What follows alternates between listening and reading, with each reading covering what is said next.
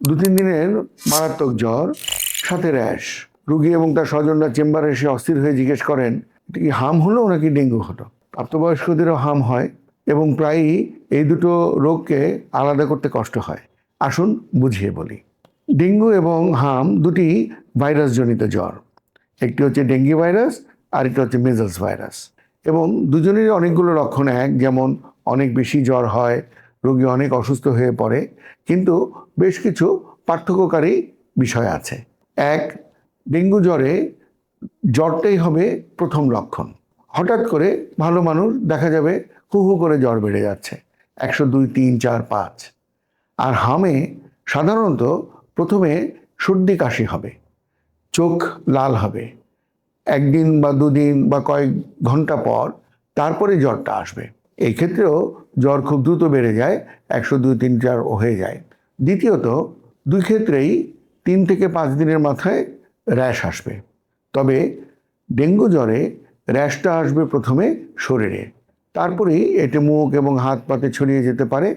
লাল ছোট ছোট দানা, পিনের মাথার মতো, এবং একটু চাপ দিলে সাদা হয়ে যাবে চামড়াটা, আবার ছেড়ে দিলে লাল হয়ে উঠবে, যেটাকে আমরা ডাক্তারি ভাষায় বলি ব্লেঞ্চিং। এটা পুরো শরীরে একটি লাল আভা থাকবে। আর হামের রেশটি হবে প্রথমে মুখমণ্ডলে, কানের পিছনে, তারপরে চোখ, মাথার এবং চোখের এদিক দিয়ে এসে মুখ থেকে তারপরে সারা শরীরে ছড়াবে।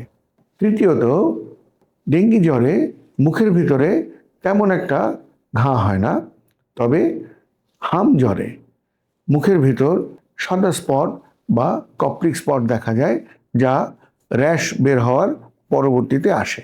চতুর্থত, মনে রাখবেন, ডেঙ্গু জ্বর ভালো হয়ে যাওয়ার পর বিপজ্জনক দিকে মোড় নিতে পারে। অর্থাৎ জ্বর ভালো হয়ে যাওয়ার পরেই দেখা যায় যারা খারাপ হয় পরবর্তী 48 ঘন্টায় খারাপ হয়।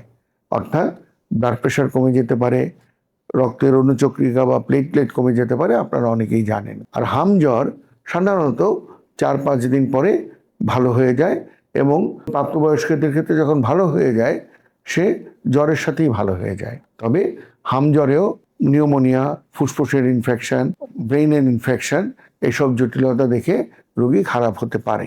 তবে সেটি জ্বর থাকা অবস্থাতেই খারাপ হয়, জ্বর ভালো হয়ে যাওয়ার পরে সাধারণত রোগী ভালো হয়ে যায়। ডেঙ্গি জ্বরে আপনি জানেন যে আমরা বলি হাড় ভাঙা জ্বর, অর্থাৎ ডেঙ্গু জ্বরে শরীর ব্যথাটা অত্যন্ত বেশি, এবং বিশেষভাবে চোখের পেছনে ব্যথা হয়। চোখ নাড়ালে, এদিক ওদিক করলে তখন ব্যথা হয়। হামে অন্যান্য ভাইরাস জ্বরের মতো শরীর ব্যথা থাকে, তবে ডেঙ্গু জ্বরের মতো অত মারাত্মক নয়। দুটো ক্ষেত্রেই একটু পেট খারাপ বা ডায়রিয়া হতে পারে। তবে খেয়াল রাখবেন যে হামে সাধারণত ডায়রিয়াটা বেশি হয়, তবে ডেঙ্গু জ্বরেও হয়, যেটি ডেঙ্গু জ্বরেরও একটি খারাপ লক্ষণ।